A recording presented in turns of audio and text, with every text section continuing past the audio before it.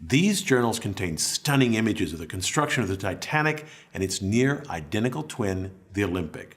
I found these journals at the University of Illinois Library. The journals, written between 1909 and 1911, take me back to a time before the Titanic sunk. They give me a new perspective and let me appreciate the enormity of the scale of the engineering of the Olympic-class ships.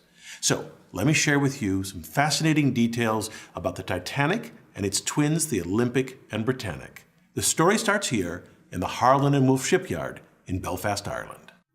This large framework called a gantry surrounds the ships as they are built.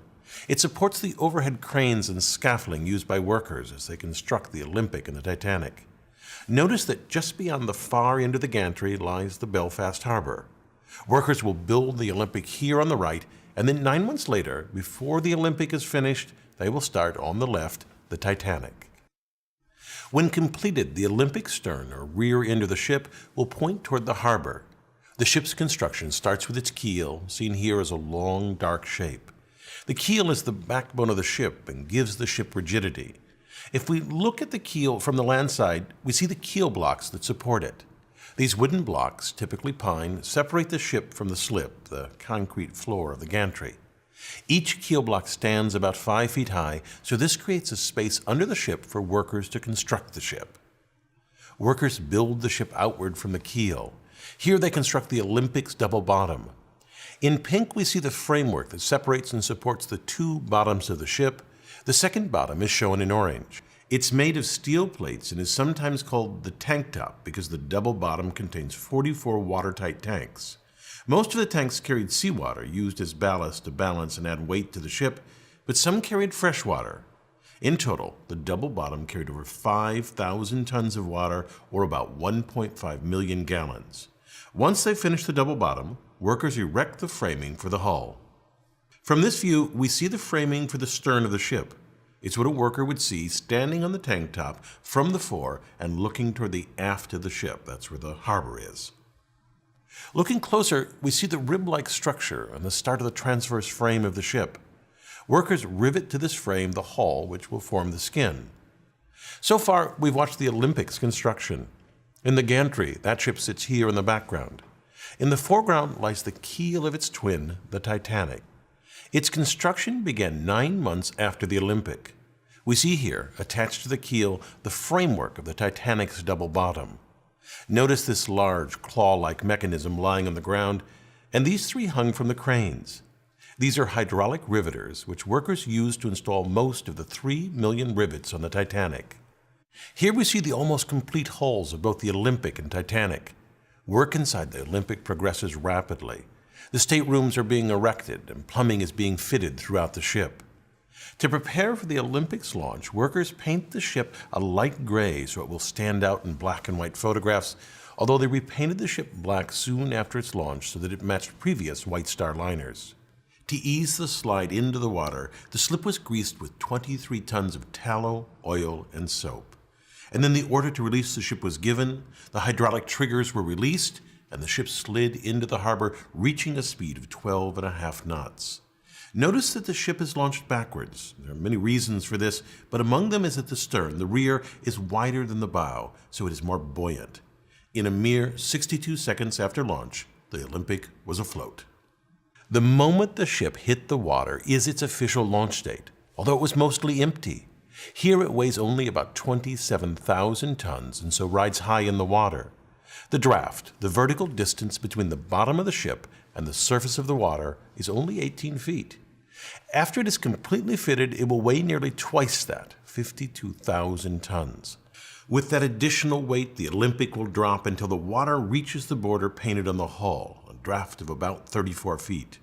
The Olympic cannot move by itself, and so a tugboat tows it to the fitting out quay where a gigantic crane loads the ship. Here the crane lifts aboard a cylindrical boiler. The final fitting, including attaching the propellers, is done in dry dock. And then, once everything is in place, the Olympic is ready for the sea. 7 months after this launch, the Titanic was launched. I have from this journal a few photos of that event, but keep in mind the Olympic got the big press because it was first. The Titanic only becomes of more interest in retrospect. This photograph shows the twins, the Olympic and Titanic. Although built side by side, this was the last time they were photographed together. Less than a year after the launch of these two giant ships, one suffered a collision that ripped a gaping hole in its side. That ship was, of course, the Olympic. In September of 1911, the Olympic departed the port of Southampton, England, sailing toward the Isle of Wight. The Olympic turned into the Solent Strait and passed a British warship, the HMS Hawke. The Hawke's commander was surprised by the Olympic's wide turn, but he managed to take a safe position behind and to the right of the Olympic. The Hawke then increased its speed to pass the Olympic, but the Olympic's wake sucked the Hawke inward rapidly. The Hawke tore a large hole in the Olympic, and below its waterline, the damage was even greater. The bow of the Hawke was completely smashed in. The Olympic limped back to Southampton, where the holes were temporarily patched with wood before returning to its home dock in Belfast for repairs. The Olympic's sibling also suffered a traumatic blow that caused it to tragically sink. I'm of course talking about the Britannic. The Britannic was the same size and very similar to the Olympic and Titanic. Although intended to be a passenger liner, the ship was drafted into military service in World War I as a hospital ship. While in the Mediterranean, it hit a mine or was struck by a torpedo and sank in less than an hour. Despite these accidents, the Olympic-class ships were great feats of design and workmanship. Just consider the propulsion system of the Titanic. The ship had two sets of reciprocating engines. These engines were fueled by coal, which was stored along the bottom of the ship. Exhaust gases from the boiler discharged through these smokestacks, which are frequently called funnels. Now, they don't look like funnels until you look at them the right way. They're upside-down funnels. This cross-section of the Olympic shows the boilers sitting atop the double bottom. Exhaust from the boilers is funneled up and out of the ship. It's well known that the aftmost funnel on these ships is a dummy. It was built primarily for aesthetic reasons. Although it did not service the boilers, it was used as a ventilation and extraction shaft for the engine and turbine rooms. The Titanic needed 4,000 tons of coal for a transatlantic trip, which took 24 hours to shovel into the bunkers. Here, in this photo of the SS Minnehaha, coal is being loaded into coal ports on the side of the hull. Loading coal into the Titanic worked much the same way. This loading left streaks of coal dust on the hull, and so nearly all ocean liners at the time were painted black to help hide these traces of coal. After the advent of oil-fueled ships, lighter colors became more popular. As the Titanic crossed the Atlantic, 650 tons of coal per day was shoveled into cylindrical boilers where it was burned to produce steam. These boilers were nearly 16 feet in diameter. This picture shows a single boiler. Notice the two workers beside it. The steam was piped to these reciprocating engines. The engines, when viewed from the front of the ship, look like this. The orange is the piston rod, and inside the cylindrical casing is the piston. This worker peering out of this casing gives a sense of the engine's size.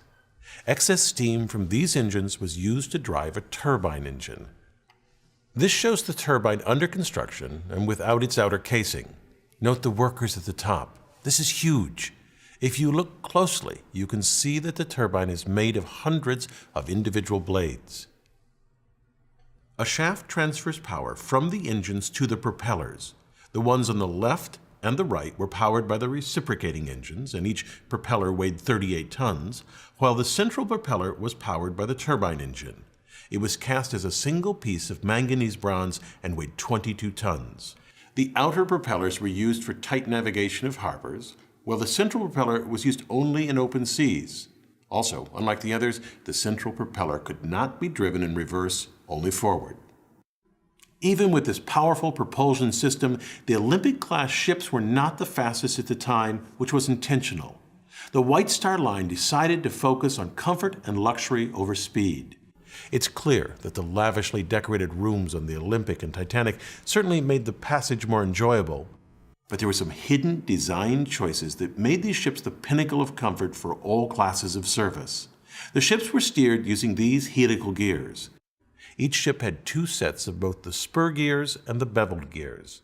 These massive gears are nearly 6 feet across, made of solid steel, and each weigh thousands of pounds.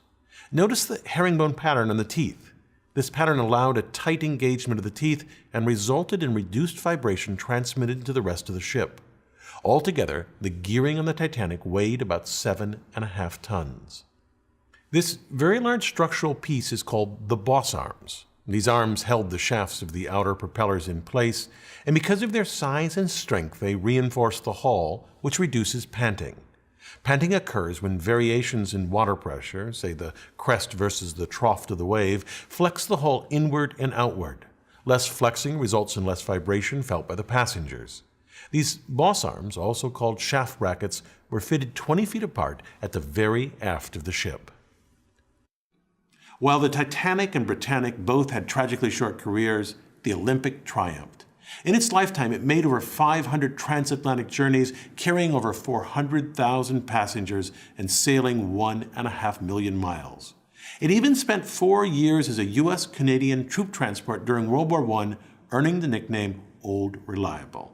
After 24 years of service, the ship was decommissioned and scrapped for parts. The Olympic-class ships were absolute marvels of engineering. I hope it's for their revolutionary design rather than their failures that they're remembered. I'm Bill Hammack, the Engineer Guy. I thank my advanced viewers for their useful feedback on a draft of this video. If you'd like to be an advanced viewer, sign up at engineerguy.com/support. Thanks for watching.